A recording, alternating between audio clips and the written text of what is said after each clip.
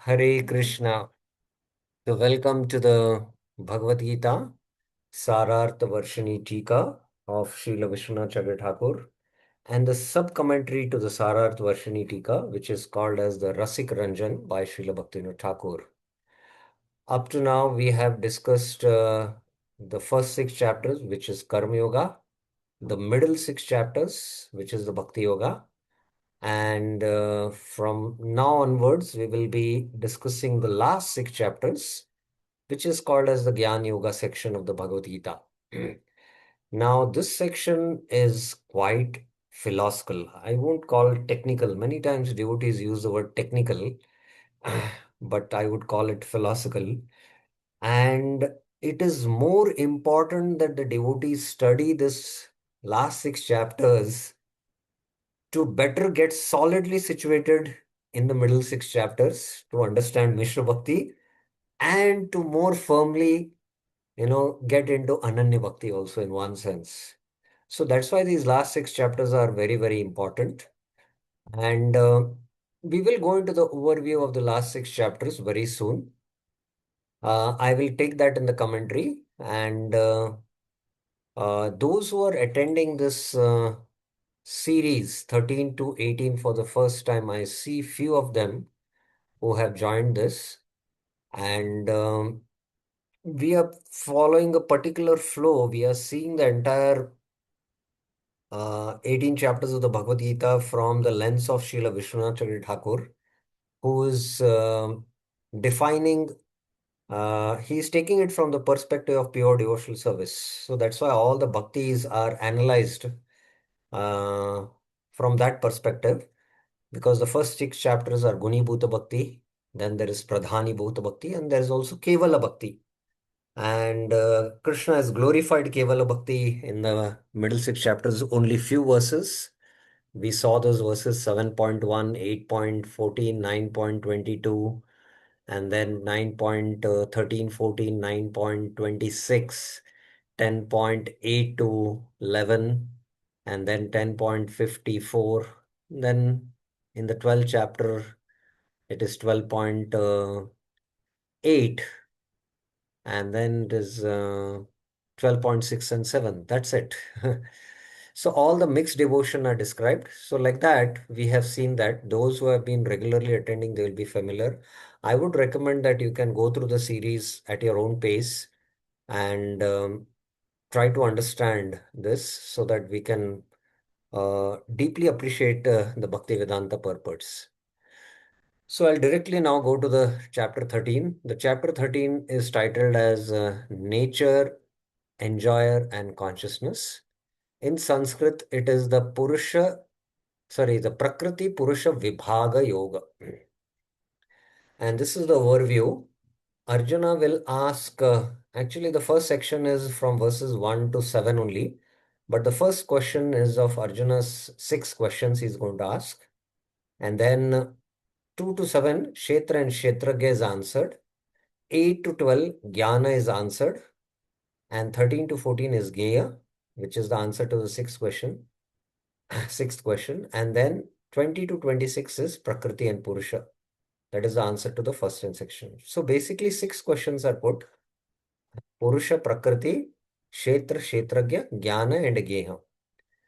And Krishna answers in a different sequence, and then he gives, uh, he gives, packs the whole thing into a form of a vision, and that is called as the Jnana Chakshu section from 27 to 35. I will explain this flow when I go to the first verse. So let's go to Arjuna's questions, six questions, and then we will go into the more details of this section of the Bhagavad Gita also. Arjuna Vacha Prakritim Purusham Chaiva Kshetram Kshetragya eva cha Etad Vidittum Ichhami Jnanam Geham cha Keshava. Arjuna said, O Keshava, I desire to know Etad Vidittum Ichhami about Prakriti Purusha. Prakritim Purusham Chaiva. So this is the first term. This is the second term. Prakriti and Purusha. The field and the knower of field. Kshetra, Kshetragyam evacha. And then, as well as the process of knowing and the object of knowledge. So there is Jnanam and Gayam. So six terminologies, six definitions Arjuna is asking. Now we had come across a similar uh, pattern of terms being defined by Krishna and then Arjuna asking the questions. Anyone remembers where we had come across? In which chapter of the Bhagavad Gita? At least if you don't remember the terminologies.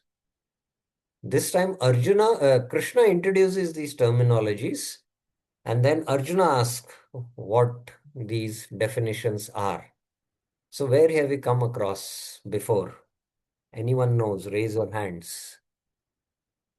I'll just mute you all so that anyone knows, raise your hands.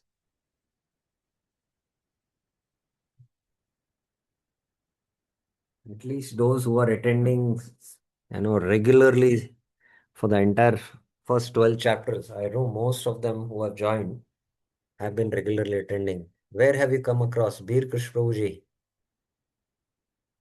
Okay, 1 minute.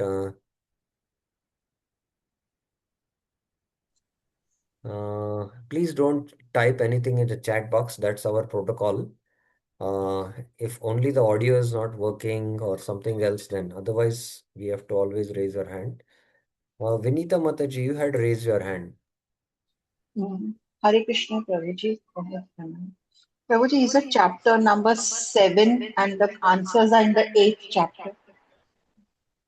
What are the terms Krishna uses in chapter number 7? You know? Terms I don't remember, but there are Yes, 6 yes. questions You're which correct. are 29 and 30 verse. No.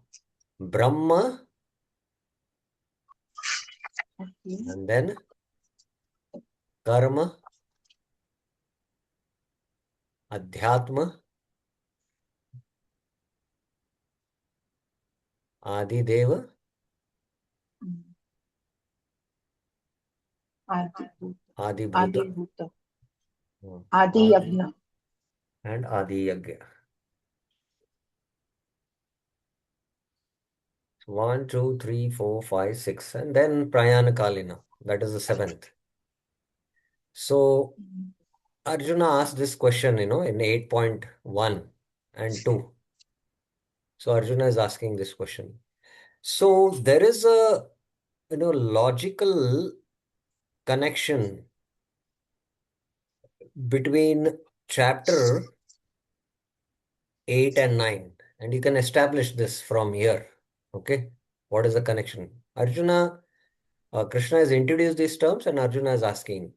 Now, what is the, chapter connection? Now, please try to hear this carefully and try to understand this because this is not well understood between chapter 12 and chapter 13. Suddenly, where did Arjuna suddenly come across these, suddenly springs up with these questions?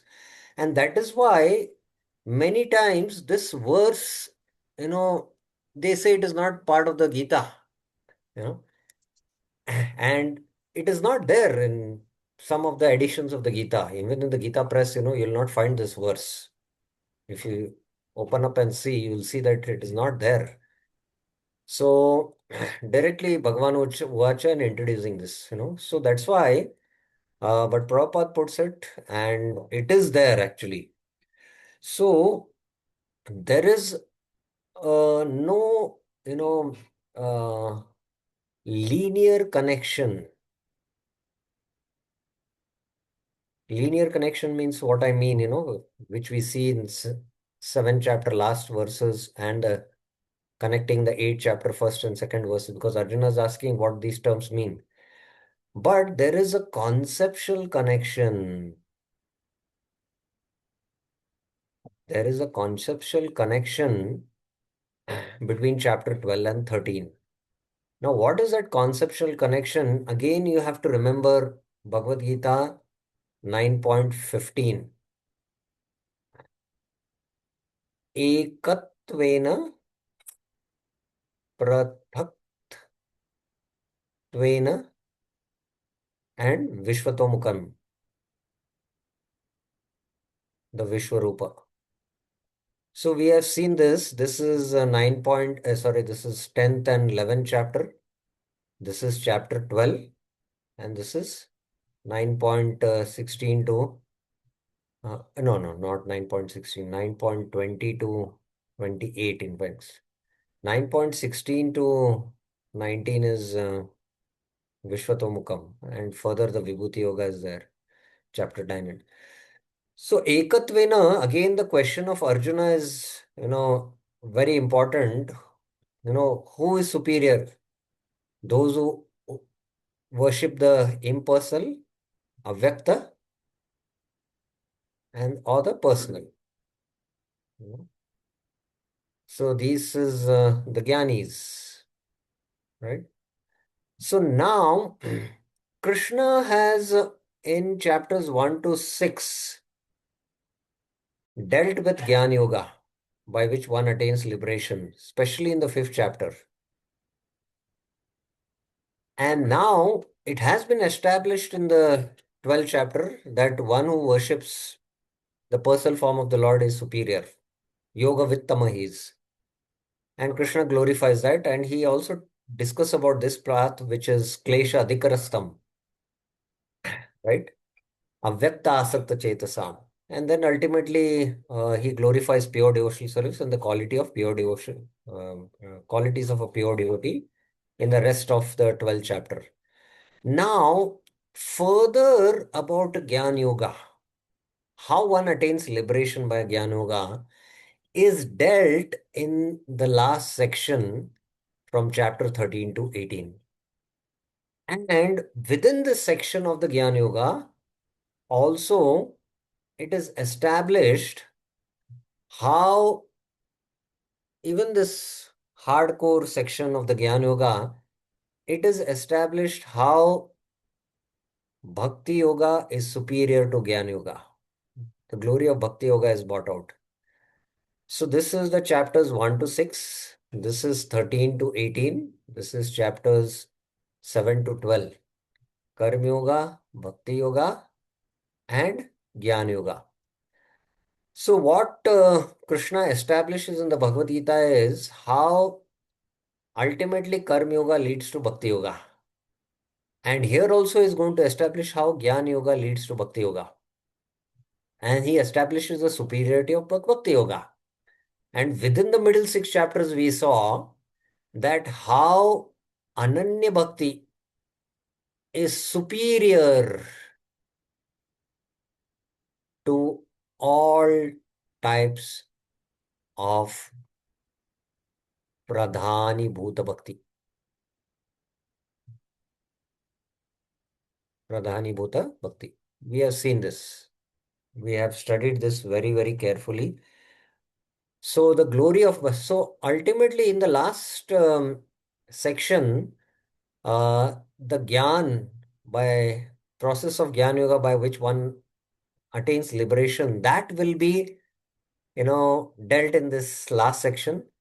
And as it is being dealt, how Bhakti Yoga is superior to Gyan Yoga also will be established. And now, for us as devotees, how this Bhakti, which is Shuddha Bhakti, it can be more firm with this knowledge of the Gyan Yoga section of the last 6 chapters. That is for us to take home. So like that, the last 6 chapters are also like very, very important for us. So that's how, you can understand the flow or the connection between chapter 12 and chapter 13. This will become more clear when I read the purport, and then I will take up the questions if you have not understood. Okay, let's begin. Let me offer my respects to the Lord's Bhakti, which by its mercy resides within Gyan. Bhakti, out of its causeless mercy, also resides within Gyan. Why does Bhakti reside within Gyan? Because Gyan on its own cannot give the fruit of liberation. It is the Bhakti element which is there in the Gyan which gives the fruit of liberation.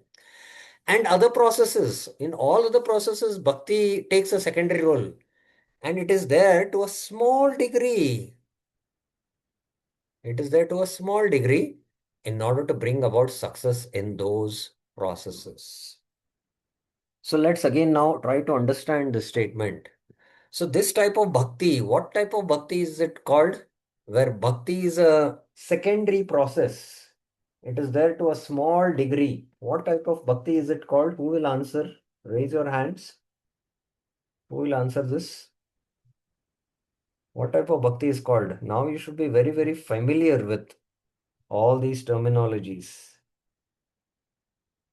Uh, Navneet Kalra Mataji.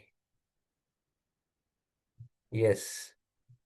हरे कृष्णा प्रभु जी धन्यवाद प्रणाम गुणीभूत भक्ति Okay, excellent. This is called as Guni Bhuta Bhakti. Now,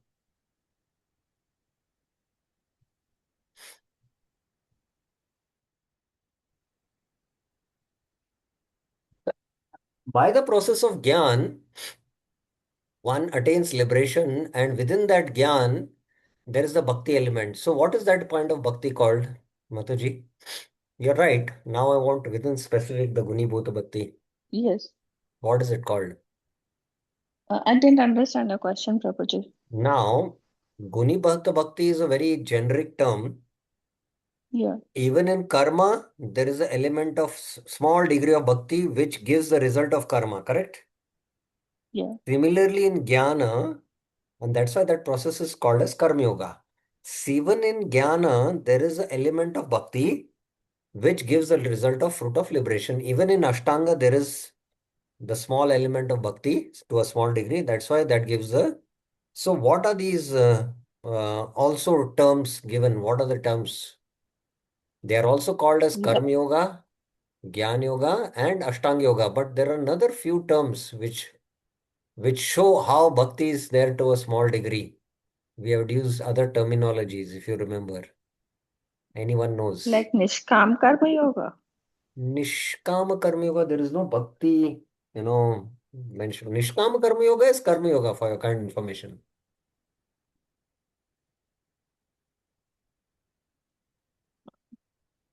I The won't be able to answer but yeah Bhakti also has to come, the term.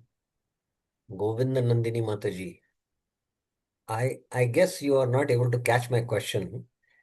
हरे कृष्ण प्रभु जी धन्यवाद प्रणाम Yes. प्रभु जी ज्ञान मिश्र भक्ति कर्म मिश्र भक्ति योग मिश्र भक्ति Ah, no, you're speaking about the middle six chapters. Yes, Sri Lalita Mataji. Hare Krishna Prabhu, I am not very sure, but is it Pradhani Bhuta Bhakti is where there is a combination of, I mean, it can be karma and bhakti I or think jnana? you'll have to again go back and study right from first chapter, I feel now, all of you. After so many times, Pradhani Bhuta means what? Bhakti is Pradhan. Yeah. But there is the element mixture of karma, jnana, ashtanga or yoga and all that. But Uh, here Bhakti is yeah. Pradhan or what? No. What is Pradhan? Jnana is Pradhan. And there is a small degree of, so what is that term called? Jnana Mishra Bhakti. Jnana Mishra Bhakti. When you say Jnana Mishra Bhakti, where did Uh, we use this term Jnana Mishra Bhakti? Tell me. fifth, Prabhu, I'm not very sure. Fifth chapter, is it Prabhu? Okay, interesting. Yes, Bir Mm. Kush Prabhuji. We have to become familiar with this. We should know like what is 2 plus 2, na? 2 plus 2 is 4. 4 plus 4 is 8.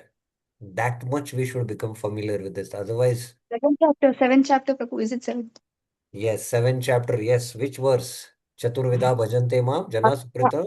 Yeah, so those. So now there we had used the term Karma Mishra Bhakti, the three. Sakama Bhaktas, Arto, Yes. Jigyasu, and Artati, and Jnani was Jnana Mishra Bhakti.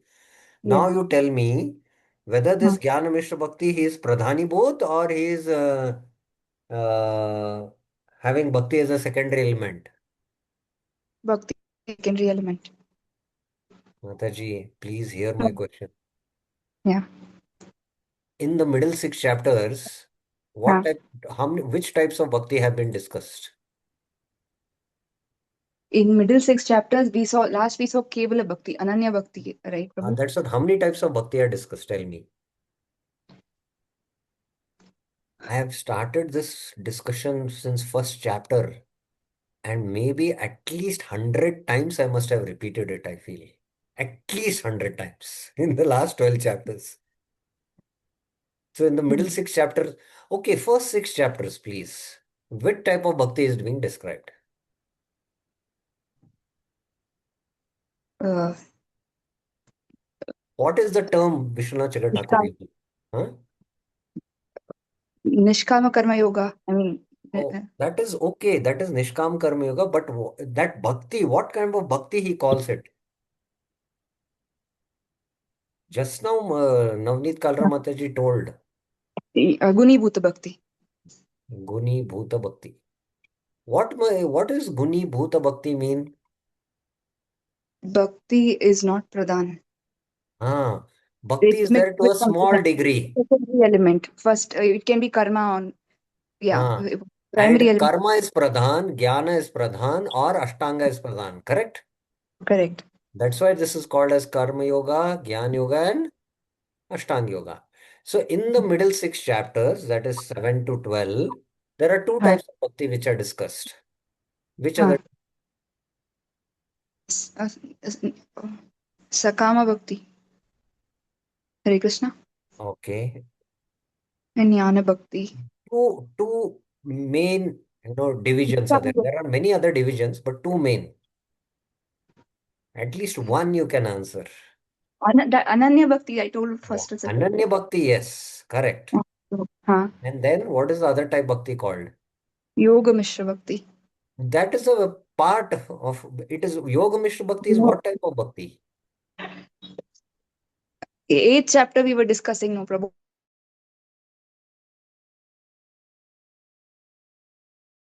It's Bhakti is Guni Bhuta Bhakti, what? Guni Bhutta Bhakti. It is Guni Bhukta Bhakti. So I'm not sure. Think and answer. Okay. Please try to understand. Now, in the middle six chapters, what is Pradhan? Is Bhakti Pradhan or not Pradhan? First, you tell me. Middle six chapters, yes, Bhakti is there. In Ananya Bhakti, Kevala Bhakti, Bhakti is Pradhan. It is only, Mataji, yeah, in Ananya Bhakti, it is only it's only Bhakti. There is no question of Pradhan there. yeah, yeah, yeah. So, again, It's understand my question. In the middle six chapters, uh, and whether Bhakti is Pradhan or not Pradhan, first you tell me. Bhakti is Pradhan, Prabhu. Okay. So that is Pradhani Bhuta Bhakti then. Yes, yes, Pradhani Bhuta Bhakti. Now, yeah. within Pradhani Bhuta Bhakti, there are Huh. many divisions. Sakama Bhakti, we saw Artha. There is Karma Mishra Bhakti, which are of three types. Huh. There is the Jnana Mishra Bhakta, which is of one type. This is dealt in 7.16. Yeah, Then there is the Mokshakami. Hmm? okay, This is 7.29 and 30. In the 8th chapter, there is the Yoga Mishra Bhakti. yeah, Correct? He is correct. one. This is in the 8th chapter. Yeah, Then, 9 is Ananya Bhakti. then which? 9 to 11 is 9 and 11 is Kevala Bhakti, Ananya Bhakti. I don't want Kevala Bhakti. I have already mentioned here Kevala Bhakti. I am speaking about Pradhani Bhuta Bhakti. These are all Pradhani Bhuta Bhakti, but where else Pradhani Bhuta Bhakti is mentioned in the Bhagavad Gita middle six chapters? 9.15. Okay. These are lower levels. There is also 9.27. There is Pradhani Karma Jnana Bhuta Bhakti. Karma Jnana Pradhani Bhuta Bhakti, it is called. Karma Jnana Pradhani Bhuta Bhakti. In this, it is, you know, I don't know how to classify this, because you cannot say that this can come in, Ekatvena can come in Pradhani. Pratakvena and Bahuda Vishwatakuma Mukam, Bahuda Vishwatamukam can come. So I don't want to speculate about this. So this will leave aside a little bit. They are lower than this. That's what, only Vishwanath Chakatakur makes a comment. They come lower than this. So in the middle six chapters, there is Ananya Bhakti and Pradhani Bhuta Bhakti. Now, the Bhakti is there in a small degree. So we had used certain terms here. I am asking those terms. I hope now.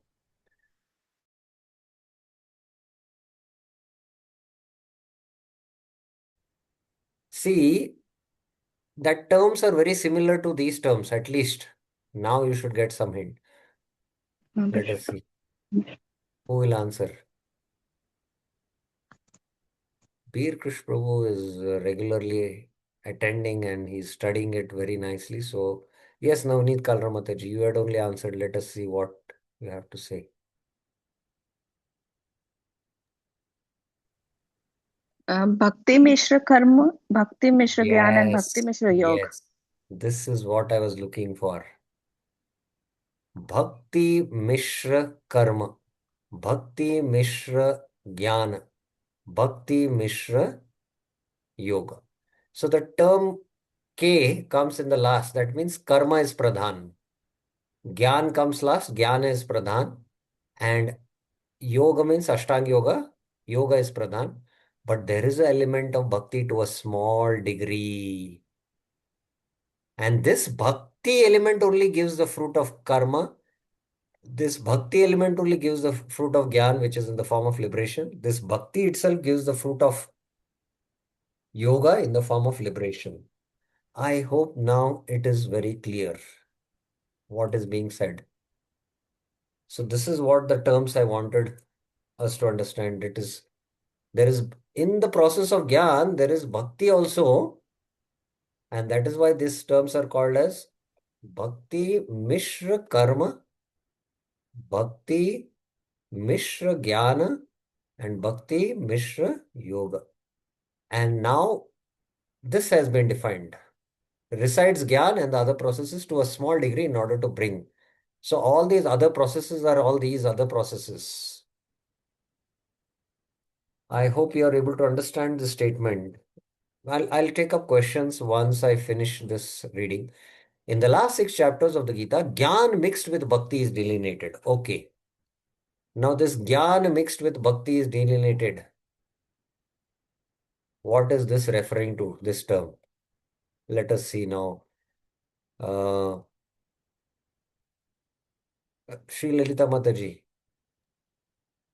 Yes, Prabhu. Yeah. what does this term mean? Gyan mixed with Bhakti is delineated.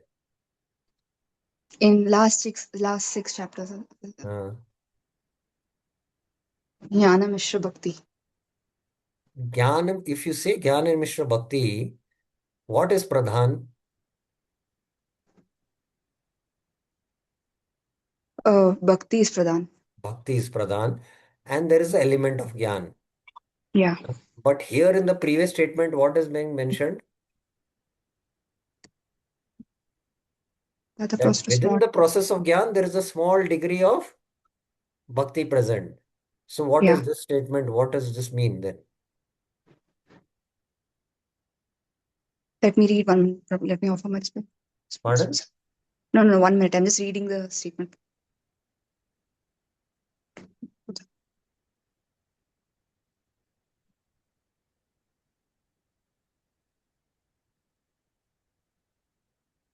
Yeah, it's Jnana Mishra Bhakti, Prabhu, but you're asking which is predominant.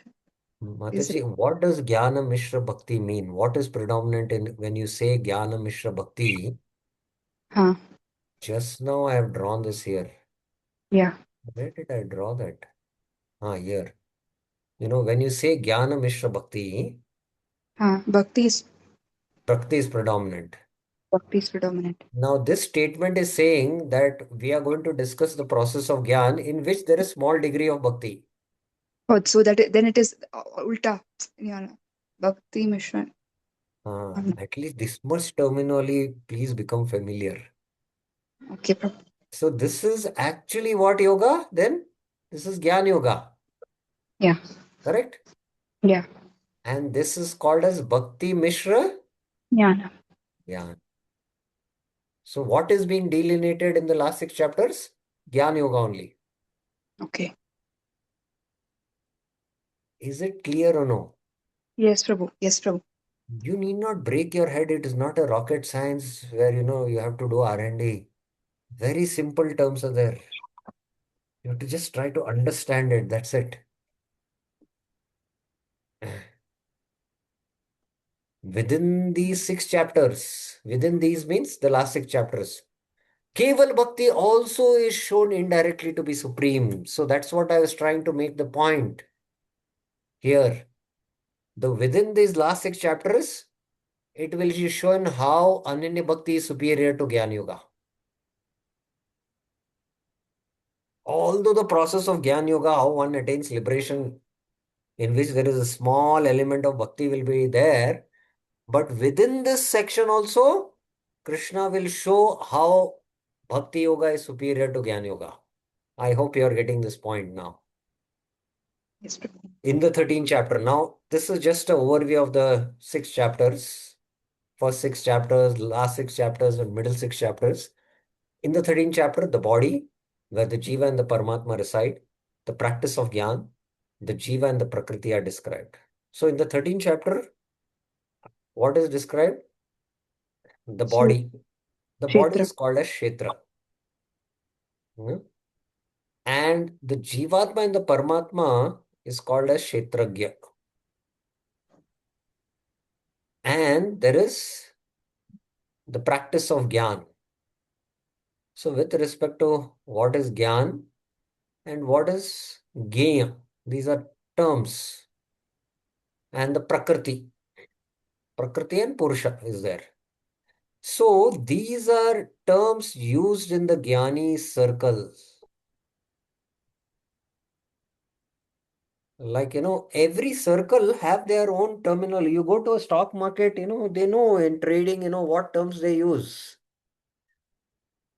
So similarly, Arjuna is familiar with the culture during that time, 5,000 years ago, because he's living in a Vedic culture and is familiar with the terminologies the Gyanis use. And that's why, you know, he is inspired to ask this question. Ultimately, how the Gyanis attain liberation, in which bhakti also as a small element is present. So that's why Arjuna has put these 6 questions. In the middle 6 chapters, it was mentioned by Kevala Bhakti, one attains the Lord, Bhagavan. And the other 3 methods of worship, starting with worshipping of oneself, were then described. So Prabhupada Vishwanath Chakravarti is referring to only by Ananya Bhakti, Kevala Bhakti, we can attain whom? Sham Sundar, Krishna, Vraj Krishna. The other 3 methods, now here other 3 methods of worship, beginning with the worshipping of oneself. Shri Lalita Mataji, which verse this is referring to? Ekatvena, Pratatvena, Yes. Bahuta, Loka. Wonderful, wonderful. I have already spoken about it. So this is referring to Ekatvena, Pratatvena. Pratatvena, and Bahuda Vishwatonmu. Were then described. So Kevala Bhakti was described and then this was described. That's what he's saying. So I mentioned that. Now, liberation arising from Gyan mixed with Bhakti. Again, liberation arising from Gyan mixed with Bhakti refers to what? Let us see. It's very clear. Sri Lalita Mataji, what is this referring to? Practiced by Nishkama Karma Yogi. Again, it is more clear. You're asking what type of bhakti it is, Prabhu? Huh? Your question, Prabhu, you're asking what type of bhakti it is. Yeah, what it is called? Which Jnana process this is? Huh? Bhakti. Prabhu, I'm not very sure. Prabhu, Jnana Mishra Bhakti. Again, you're making the same mistake. What is wrong with you? After entire Bhagavad Gita is over, if you ask who is Arjuna, then my goodness, what I'll have to say. No, Govindanandini Mataji, yes.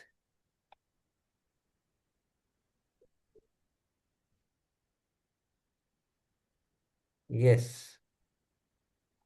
Okay, here. Yes. हरे कृष्ण प्रभु जी धन्यवाद प्रणाम ज्ञान yoga This is Gyan Yoga. Yes, very simple. We are discussing that only. I'm just trying to test you all and see. It is Bhakti Mishra Gyan.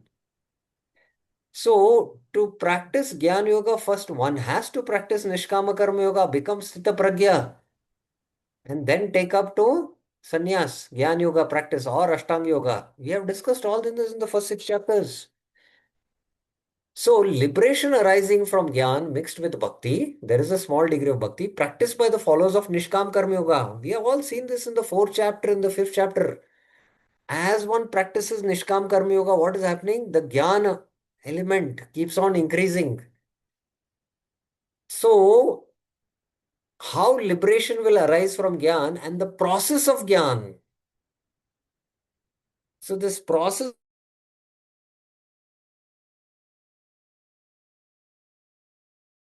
especially it was described in the 4th chapter, the Jnana, 5th chapter, 6th chapter, and more liberation by Jnana was discussed in the 5th chapter for your kind information. 5.23 to 26, how a Jnana Yogi attains liberation was discussed. The third 6th chapter explain this Gyan in detail by first examining the field, the knower of field, the process of knowledge, and the object of knowledge. So, this Gyan is now being in detail discussed by knowing Kshetragya,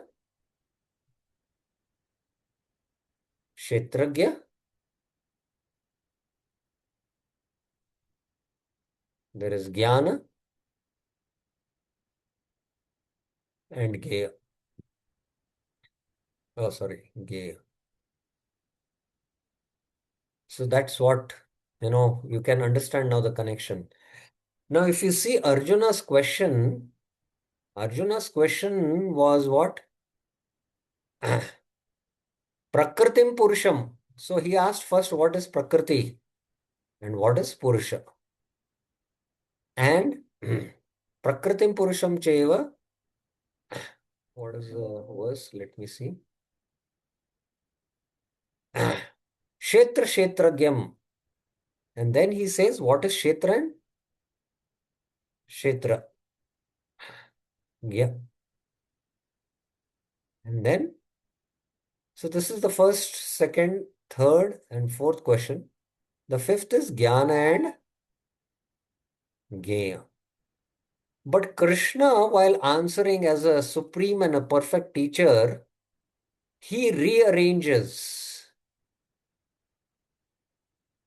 because there are concepts which have to be built one after another.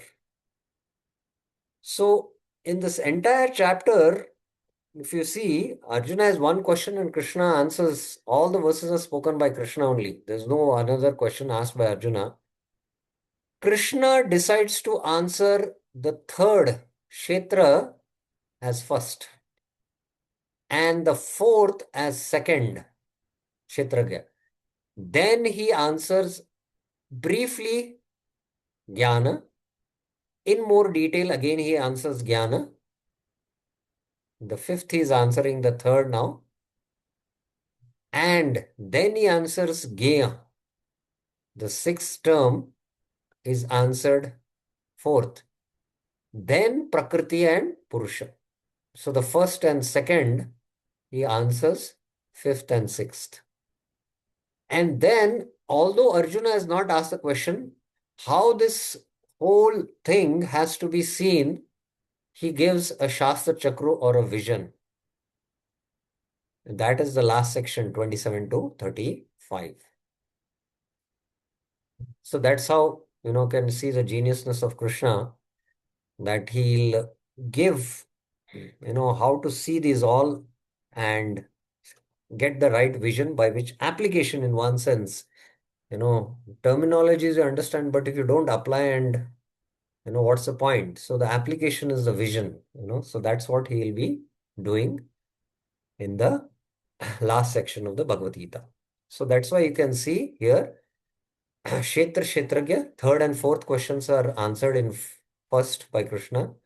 Fifth and sixth, Jnana and Gay is answered. And then last, Prakriti and Purusha. And then, combining all these terms, the Jnana Chakshu is given. Okay, now I'll just stop for any questions if you have any questions, any clarifications up till now. Any questions, any clarifications anyone has?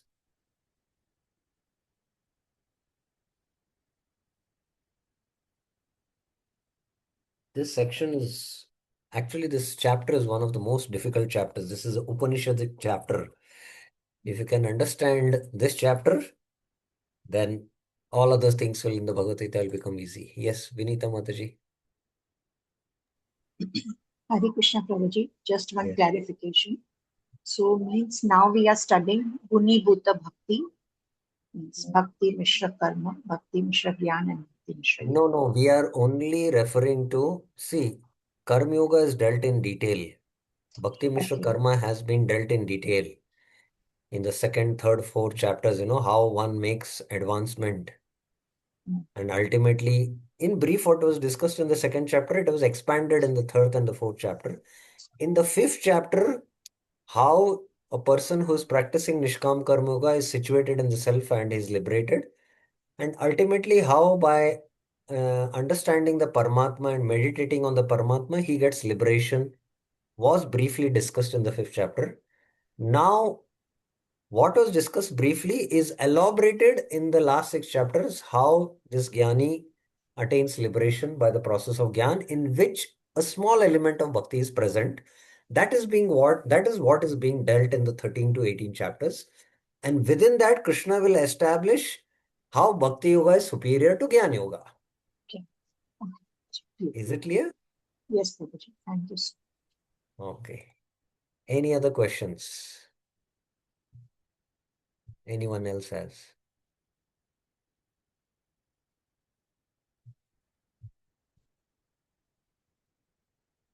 Any other clarifications? Jitendra Khatri Prabhuji, are you able to follow? Are you able to understand what we discussed? Yes, sir. Little bit. If you're there Because from the terms were really very new for me. I was never attended type, na. uh, The terms were really new, but it's very interesting, Prabhuji. This is very actually one of the question was there in my mind, but you have already addressed that 13.1 is not included and that. And prior to this, I was having a confusion that in our Bhagavad Gita, as it is in the first chapter, there is 46 shlokas. And in other versions of the Gita Press or somewhere else, it is 47. Then I researched out what is the difference, how the totals come 700. Then I found that this 13.1 is the missing shloka in other books and it is present in our book. yes.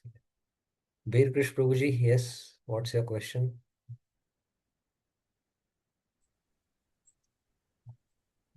Hare Krishna, Prabhu, Dhanvat Pranam, Prabhu. Yes. Prabhu, still this flow from chapter 12 to 13, as you Mhm. said, linear connection. Is not there. Yes, it is not there. There is a But conceptual connection. mm-hmm. What is the If you can, what is the conceptual connection that Krishna in the 12th chapter has Arjuna's based on Ekatvena was dealt in the 12th chapter, that we have to understand, right?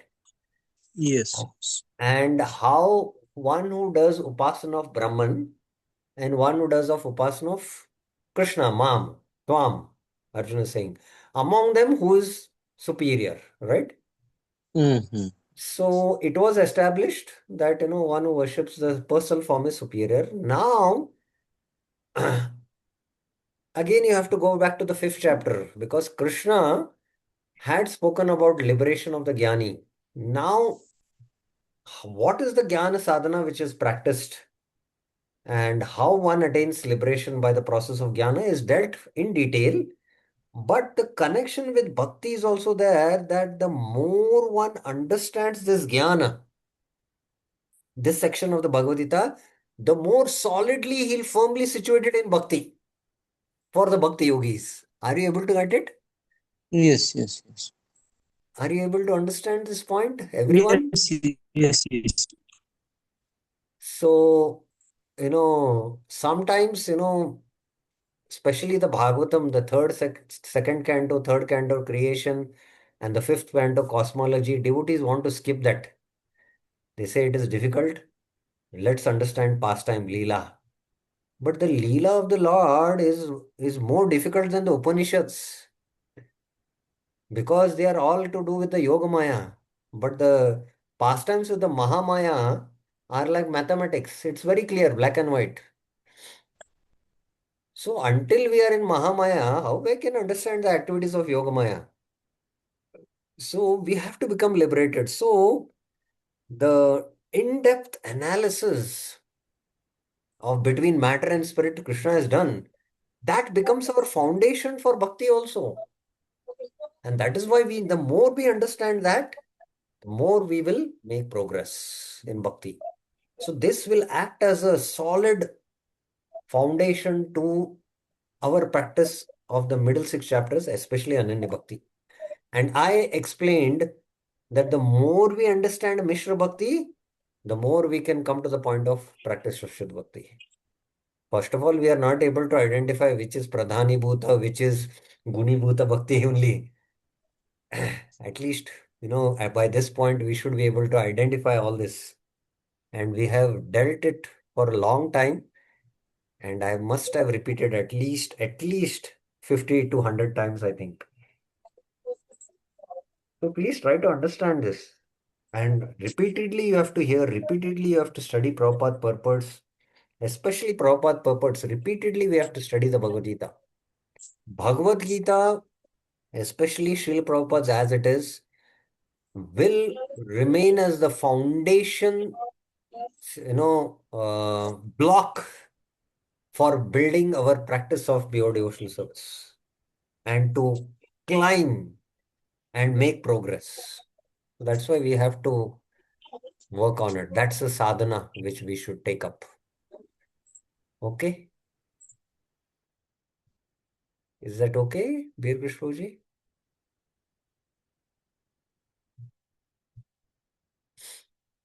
Yes, bro. Yes, bro. Thank you, bro. Thank you very Yeah. much. Any other questions anyone else has? Yes. Dr. Archana Mataji. Yes. Yes, Dr. Archana Mataji. Hare Krishna Prabhuji, accept my humble obeisances. I'm extremely sorry. I've joined in between, so I'm finding myself as a Alice in Wonderland. But I'm just trying to understand. My basic questions are like we have a simpler version of Bhagavad Gita to study. Now we are studying the more advanced form of it. And my question is why are we studying this?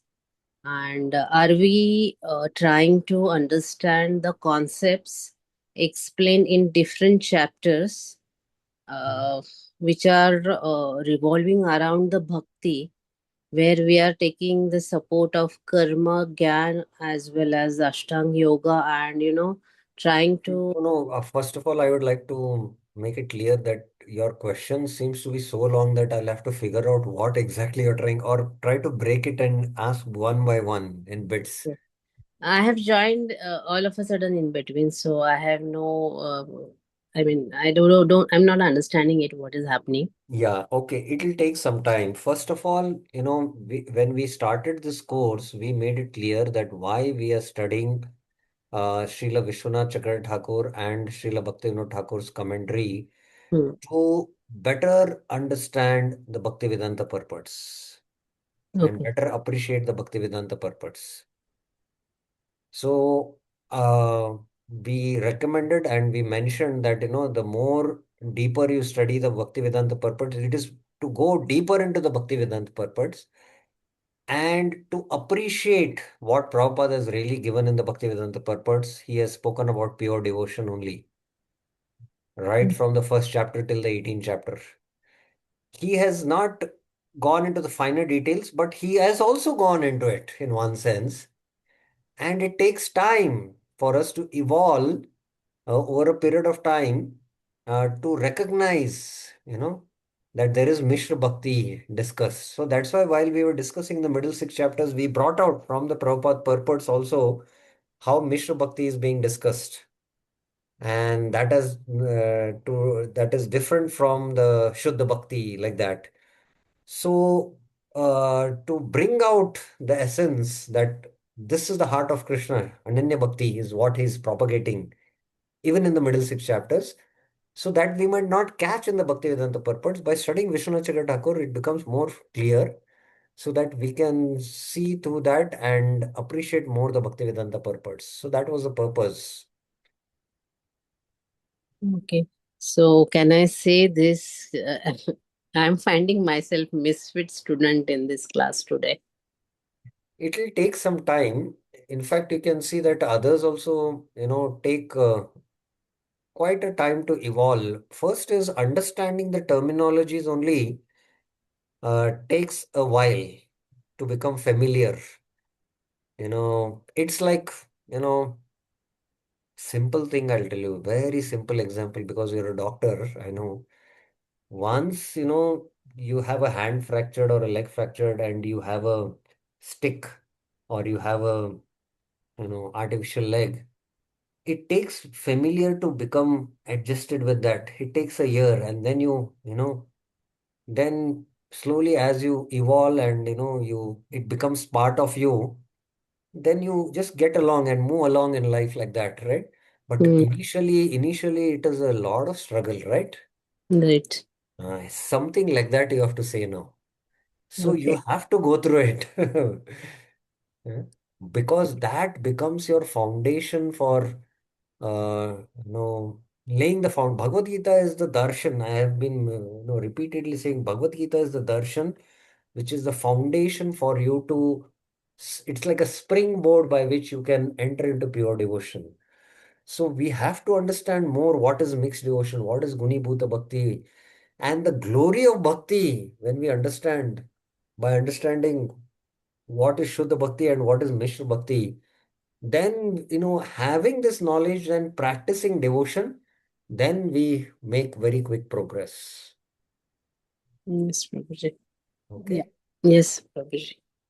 Okay. Very good. Any other clarifications? I Anyone think else? I'll go through the previous Yes, videos. slowly you can go through step Yeah. by step as Yes. Yes. time.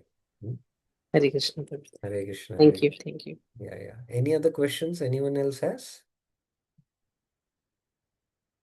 There is one more devotee, Panikar. I don't know. Hare Krishna, are you there? Hare Krishna. Prabhuji. How do you spell your name? Uh, Panicker. No, but how do you pronounce it? How do you speak out? Panikar. Panikar, correct, huh? Okay. Correct. Yeah, yeah. Where are you from? I reside in Bangalore. I had attended earlier I remember, classes I remember, I remember. of Yeah, yours. yeah, yeah. My first name is Parthasarathi. I remember. That's what, why you have written your Karmi name. I remember Parsarthi very well. I met you Yeah. also. Correct. I met you. I remember very well. Yeah. So Parsarthi Prabhuji, are you able to follow and catch? Yes, Prabhuji. I am able to follow, but here I have to revise my Yeah, knowledge. it'll take some time. It'll take some time. Yeah. Yeah. Anyone else who is new in the group? No. Okay. So I'll just start the answers tomorrow. I will go this section very slow because as mentioned, this is Upanishad section. It's highly philosophical.